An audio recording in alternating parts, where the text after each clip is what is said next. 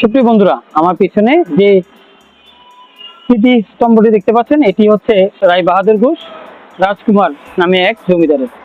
এটি চট্টগ্রামের অন্যতম পুরনো ও গুরুত্বপূর্ণ স্থাপত্য, যা ওই এলাকার মানুষের কাছে জমিদার আমলের নিদর্শন হিসেবে সংরক্ষিত। তিনি ছিলেন চট্টগ্রামের রাউজানের বাসিন্দা। ইনি তৎকালীন সময়ে এই লালদিঘি নিরিবিলি স্থান আসতেন অবসর সময় কাটানোর জন্য। মূলত তিনি ছিলেন এই লালদিঘির পাড়ের জমিদার। পরবর্তীতে তিনি এবং তার সপরিবারে ভারতে চলে গেলে এই লালদিঘির পাড়ের মালিকানা চট্টগ্রাম সিটি কর্পোরেশন বুঝে নেয়। এই স্থাপত্যটিতে জমিদার রায় বাহাদুর রাজকুমার ঘোষের নাম এবং নির্মাণ সাল লেখা রয়েছে। এই স্থাপনাটি চট্টগ্রামের ঔপনিবেশিক স্থাপত্য ও স্থানীয় ইতিহাসের নীরব এক সাক্ষী।